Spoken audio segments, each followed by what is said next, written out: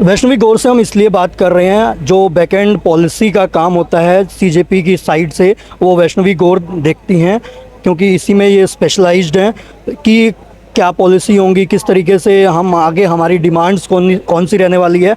तो आज एक प्रेस कॉन्फ्रेंस हुई, उस प्रेस कॉन्फ्रेंस में वैष्णवी गौर ने बताया कि जो सीजेपी की 5 डिमांड कौन सी है, उन 5 डिमांड के ऊपर सीजेपी अब आगे काम करने वाली है। वैष्णवी, स्टार्टिंग में जैसे आपकी एक ही मांग है अभी तक कि हम धर्मेंद्र प्रधान का इस्तीफ़ा लेंगे, उसके बाद में हम आगे की चीज़ों के ऊपर काम करेंगे, जो आप शुरुआत से बोलते हुए आ रहे हो। बट इसी बीच जो आपका डिमांड चार्टर आया कि 5 मांगे ये होनी चाहिए, हालांकि ये 5 मांगे पहले भी पब्लिक में घूम रही थी। अगर हम इधर स्टेज के पीछे अगर सड़क पे बात करें, अलग अलग जो स्टूडेंट ऑर्गेनाइजेशंस हैं उनका पहले से ही था कि जो एनटीए हैं उसको निरस्त करना चाहिए, और जो भी एग्जामिनेशन में अलग अलग सुधार, रिफॉर्म्स वगैरह, ये सारी चीज़ें। अब ऑफिशियल तौर पर सीजेपी भी उसको अपने जो एजेंडा है उसमें इसको फिक्स किया है। मतलब ये 5 मांगे आप थोड़ा विस्तार में इसको समझाएंगे, और एक एक करके हम दर्शक भी समझेंगे कि कौन सी मांगे हैं और किस तरीके से सीजेपी अब इनके ऊपर क्या काम करने वाली है। आप ये भी बखूबी बताएंगे सारी चीज़ें। सर, एक करेक्शन कि सीजेपी की 2 डिमांडें थी। पहली तो धर्मेंद्र प्रधान का इस्तीफा, और दूसरा 1 करोड़ कॉम्पनसेशन जो बच्चों के लिए होना चाहिए। वो बच्चों के लिए जी। बाकी जैसे आपने बोला कि बहुत सारी सिविल सोसाइटी के बहुत सारे डिमांड्स थे, एनटीए को डिसॉल्व कर दिए जाए, लेकिन जो सीजेपी ने हमने किया है, हमने पब्लिक एग्जामिनेशन सिस्टम को देखा है। बेसिकली जो भी नेशनल सेंटर लेवल पे एग्जाम होता है, चाहे स्टेट लेवल पे हो, एजुकेशन में हो या एम्प्लॉयमेंट में हो, हमने एक बहुत कॉम्प्रिहेंसिव डॉक्यूमेंट उसके लिए बनाया। ब्रॉडर एजुकेशन रिफॉर्म्स हम बाद में देखेंगे। आपको पता ही है, मैंने बहुत बार ये बात हो ही चुकी है कि पिछले 10 साल में 90 से ज़्यादा पेपर लीक हो चुके हैं, सिर्फ जो हमें पता है। कन्विक्शंस नहीं हुई हैं। 2024 में ये एक लॉ लाए थे, anti paper leak law, prevention of unfair means, उसमें भी आज तक एक भी कन्विक्शन नहीं हुई है। तो उसी से रिलेटेड हमारी पहली डिमांड ये थी कि आप एक पब्लिक एग्जामिनेशन एक्ट लाइए which would focus on transparency, accountability and student rights. Student rights एक ऐसी चीज़ है जो अभी तक हमने नहीं देखा किसी को बात करते हुए, और हमने ये बोला है कि जो हम ये एक्ट चाहते हैं, इसमें पहले तो हम जो पनिशमेंट है, अभी जो लीक की पनिशमेंट है वो सिर्फ 3 साल है अभी के लॉ में, हम उसे चाहते हैं कि आप 10 साल कीजिए। और जो अभी है वो सिर्फ प्राइवेट वेंडर या प्राइवेट इंडिविजुअल पे फोकस है। हम चाहते हैं कि इसका जो दायरा है बढ़ाए, जो पब्लिक ऑफिशियल्स हैं जिनकी नेग्लिजेंस की वजह से या कंप्लिसिट हैं, वो डेरेलिक्ट ऑफेंस उसमें आए। अकाउंटेबिलिटी नहीं है। हम इस एक्ट में चाहते हैं कि जिस भी पेपर लीक होता है, जिस भी डिपार्टमेंट, एजुकेशन मिनिस्ट्री हो, कोई भी मिनिस्ट्री हो, उसके मिनिस्टर को स्टेटमेंट देना पड़ेगा 14 दिन पेपर लीक पे। अगर पार्लियामेंट सेशन में है तो पार्लियामेंट में, नहीं तो आप लिख के देंगे, बताएंगे कि क्या सर्कमस्टांसेस थे, आप बताएंगे आपने क्या करेक्टिव मेजर्स लिए, और जब पार्लियामेंट सेशन में आएगी तो 3 दिन के अंदर आप उस पर बात करेंगे, जो धर्मेंद्र प्रधान नहीं कर रहे हैं। जी। ऐसे ही एक इंक्वायरी ट्रिगर होगी पेपर लीक के साथ ही, एक सुप्रीम कोर्ट रिटायर्ड जज जो मेंबर होंगे वो करेंगे, लेकिन सिर्फ इंक्वायरी इंडिफिनिट नहीं, हमने टाइम पीरियड दिए हैं कि 30 दिन के अंदर इंक्वायरी में आपको बताना पड़ेगा क्या हुआ, कौन रिस्पॉन्सिबल है, नेम, ग्रेड, ऑफिशियल। 30 दिन में आप पार्लियामेंट में सबमिट करेंगे। उस 30 दिन के अंदर उसके बाद उन ऑफिसर्स पे आप डिसिप्लिनरी प्रोसीजर लेंगे। एक बहुत ही इम्पॉर्टेंट जो हम इस एक्ट में चाहते हैं क्रिएशन, वो है एग्जामिनेशन ऑम्बुड्समैन का। जैसे आपने लोकपाल पढ़ा होगा, अभी जब हमारे स्टूडेंट्स हैं उन्हें कोई दिक्कत होती है, एनटीए में थी, सीबीएसई में थी, तो उनके पास वो सीबीएसई के पास ही, मुझे सीबीएसई से दिक्कत है, मैं सीबीएसई के पास ही जा सकता हूँ, या फिर मेरे को हाई कोर्ट जाना पड़ेगा। तो उसके लिए हम चाहते हैं एग्जामिनेशन ऑम्बुड्समैन बने, इंडिपेंडेंट हो, उनके सुओ मोटो हो, क्या चाहे वो एक स्टूडेंट हो या चाहे बहुत सारे स्टूडेंट हो, उनकी डिमांड्स को सुन सकें। री एग्जामिनेशन, री इवैल्यूएशन, कोई भी एग्जाम में दिक्कत है, ये ओम्बड्समैन एक लोकपाल की तरह उन्हें सुन सके, एक बाइंडिंग ऑर्डर दे सके। चौथा, जो अकाउंटेबिलिटी में ही हम इस एक्ट में चाहते हैं, आपने ये देखा होगा सीबीएसई ने जो अभी वेंडर लाए, वो वेंडर तेलंगाना में उन्होंने ऑलरेडी फेलियर किया हुआ था 2019 में, ठीक है। तो फिर भी तो हमारे यहाँ पे अभी सीबीएसई चाहे किसी को भी इंगेज कर ले प्राइवेट में, एनटीए किसी को भी इंगेज कर ले प्राइवेट में, कोई है ही नहीं। तो हम चाहते हैं एक नेशनल एग्जामिनेशन वेंडर अथॉरिटी चाहिए। आप बिजनेसमैन हैं, आप हमारे पब्लिक एग्जामिनेशन में कुछ भी काम करना चाहते हैं तो आपको यहाँ पे आके रजिस्टर करना पड़ेगा, ऑडिट करना पड़ेगा कि आप केपेबल हैं, चाहे आप वो साइबर सिक्योरिटी हो, आप अपना पेपर करवा सकते हैं। और इसी में आप एक ब्लैक लिस्ट रखिए, तेलंगाना में अगर पेपर लीक हुआ है और किसी एजेंसी ने किया है तो वो नेशनल ब्लैक लिस्ट में होनी चाहिए, जो पब्लिक होनी चाहिए, ताकि सीबीएसई को पता हो 2026 में कि नहीं, मुझे इस आदमी को नहीं रखना। जी, तो ये तो हमारा अकाउंटेबिलिटी का है। एक ट्रांसपेरेंसी, अभी एनटीए के पास कितना फंड है, कितना कॉन्ट्रैक्चुअल स्टाफ है, कोई भी हमारी जो बॉडीज़ हैं नहीं पता है। जी, तो इनका सीएजी के थ्रू ऑडिट होना चाहिए, एनुअल फाइनेंशियल परफॉर्मेंस ऑडिट करवाइए, ये है। और एक सबसे बड़ा मुद्दा होता है कि जो मेजॉरिटी जो पेपर लीक हैं वो हमें पता है स्टेट लेवल पे हो रहे हैं, वो बस एक नेशनल लेवल का मुद्दा ही नहीं बन पाते, क्योंकि पुलिस कांस्टेबल है, बहुत छोटे छोटे सारे एग्जाम्स होते हैं जिसमें ना बच्चे नहीं आते, वो न्यूज़ पहुंचती ही नहीं है। नहीं पहुंचती है। हम ऑफिशियल हमारे पास में है कि 100 पेपर लीक हुए हैं, बट अनऑफिशियल में अगर हम जाएंगे तो कोई काउंटिंग नहीं है उनकी। जी, तो इसीलिए हम ये एक्ट में चाहते हैं एक फ्रेमवर्क हो, जो हमने बोला है कि ये पब्लिक नेशनल लेवल के एग्जाम पे होगा, सिर्फ नेशनल लेवल नहीं, स्टेट लेवल के लिए आप फ्रेमवर्क बनाएं, हर स्टेट इसको इम्प्लीमेंट करे, हर स्टेट लेवल का जो भी एग्जाम बॉडी एजेंसी करती है वो भी इतनी ही अकाउंटेबल होगी। दूसरा, जैसे आपने बोला डिमांड, एनटीए एक साल में 1 करोड़ से ज़्यादा बच्चों का एग्ज़ाम करवाता है, एसएससी 3 करोड़ से ज़्यादा, और ये दोनों किसी एक्ट ऑफ पार्लियामेंट से नहीं बनी है, ये हमारी संसद में जवाबदेही नहीं है। यूपीएससी है, जबकि कम कैंडिडेट्स को एग्जाम करवाता है, अभी तभी आपने सुना होगा यूपीएससी में नहीं होती हैं इतनी प्रॉब्लम्स, एटलीस्ट लीक की प्रॉब्लम नहीं होती है। तो हम चाहते हैं एनटीए डिसॉल्व हो। एनटीए में ये जो आपने अभी लगाया हुआ है कि सब कॉन्ट्रैक्चुअल स्टाफ है, आपने जो करप्शन का, नहीं, परमानेंट स्टाफ होगा, आप उसमें क्वालिफिकेशन डिसाइड करेंगे। आप एसएससी में भी आप उसको सेम एक्ट ऑफ पार्लियामेंट के थ्रू लाइए। आप इन दोनों एजेंसी को, सीएजी के ऑडिट पैसे में कितना चल रहा है, परफॉर्मेंस में कितना चल रहा है, आप ओपन कीजिए। नीट में जो बहुत बच्चे हैं सर साउथ इंडिया से आते हैं, ठीक है, सिलेबस सीबीएसई का हर कोई नहीं पढ़ता, बिहार बोर्ड में बच्चा सीबीएसई नहीं पढ़ता, यूपी बोर्ड का बच्चा सीबीएसई नहीं पढ़ता, ठीक है।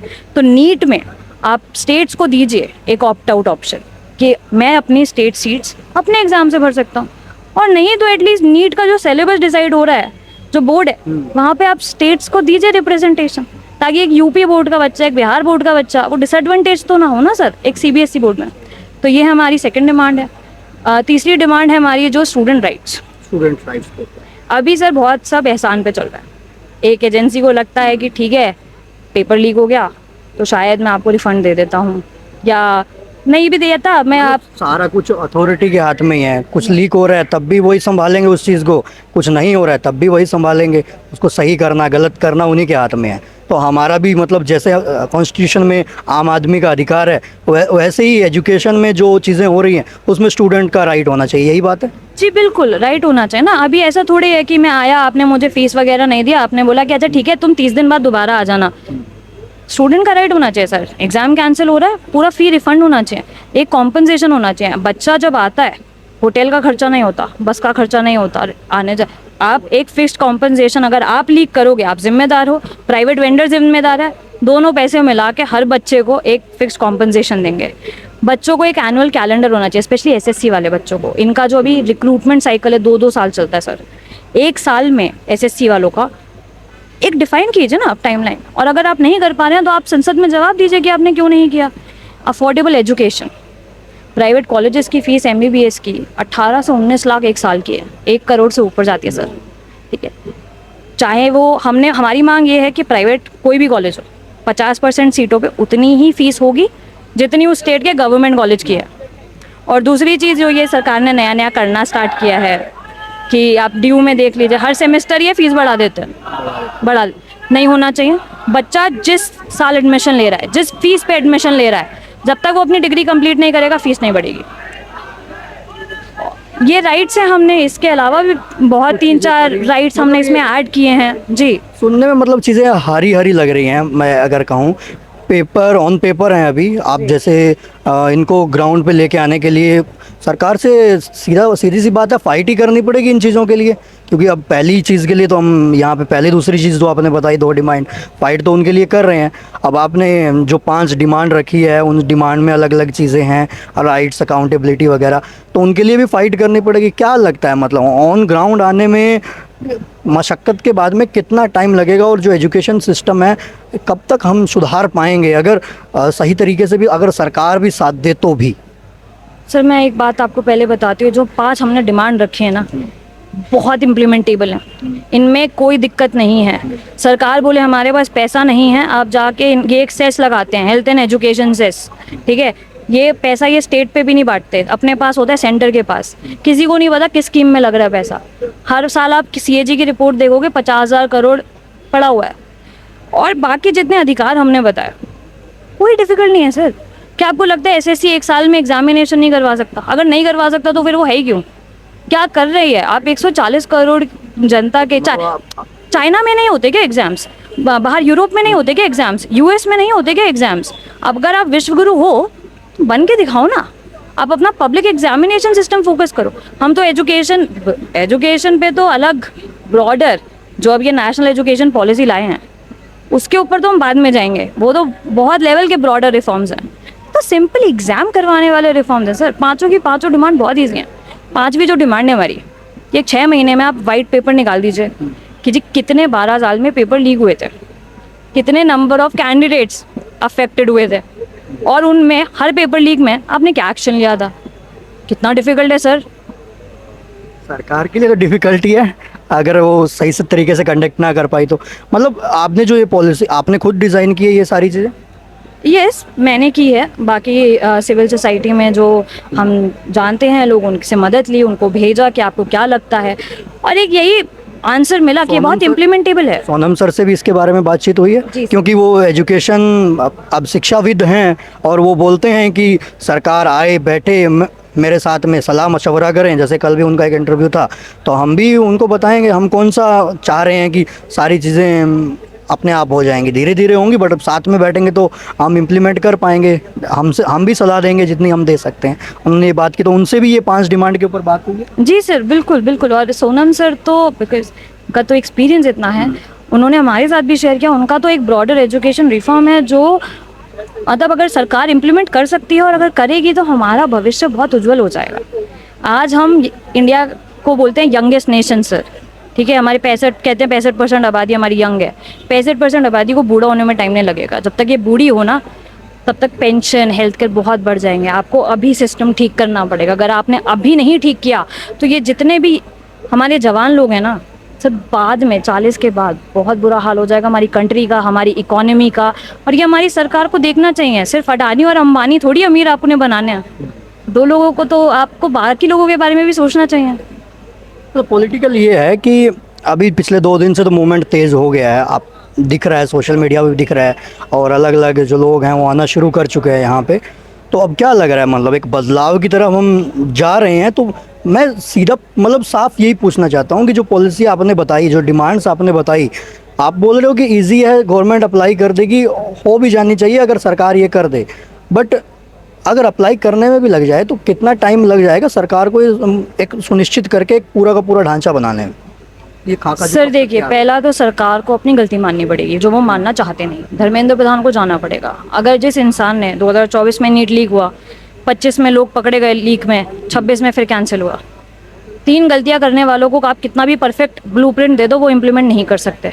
इनको जाना पड़ेगा। जो नेक्स्ट मिनिस्टर आएंगे बहुत इम्प्लीमेंटेबल है, लेकिन पहले सरकार को मानना पड़ेगा कि गलतियाँ हो रही हैं।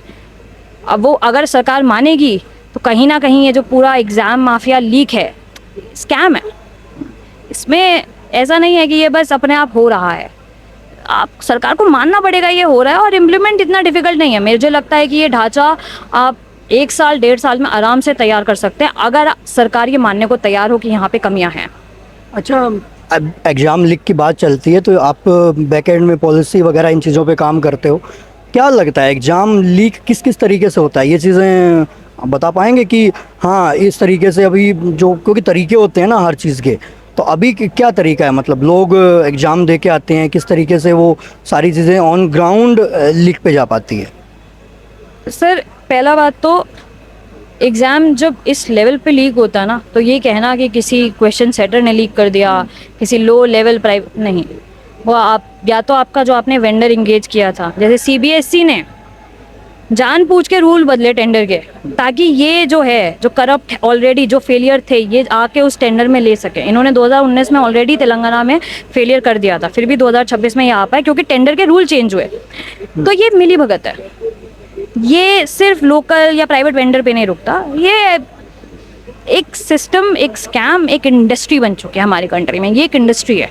इस इंडस्ट्री को अगर आपको हटाना है तो आप सिर्फ वो छोटे मोटे लोगों को क्राइम पे आप नहीं कर सकते कि अच्छा हमने तुम्हें 3 साल की सज़ा दे दी। तो ऊपर तक जाना पड़ेगा, पब्लिक ऑफिशियल्स को आपको अकाउंटेबल रखना पड़ेगा, क्योंकि कहीं ना कहीं उन्हें पता है कि ये हो रहा है और ये कैसे हो रहा है। चलो, थैंक यू सो मच। हमारे साथ में थी वैष्णवी गौर, जिन्होंने बताया कि सीजेपी जिन 5 डिमांड के ऊपर आगे काम करने वाली है, जो सरकार के सामने आज प्रेस कॉन्फ्रेंस के थ्रू भी रखी है, जनता के सामने उनके ऊपर सरकार गौर तलब करेगी और आगे जो भविष्य में चीज़ें रहेंगी ताकि वो उसका एक खाका तैयार हो सके। और जैसे इन्होंने बताया कि आने वाले 1-1.5 साल 2 साल के अंदर वो चीज़ें ऑन ग्राउंड लेके आई जा सकती है। नमस्कार, मैं हूं मनीष कुमार, कैमरा पर्सन मुकेश के साथ।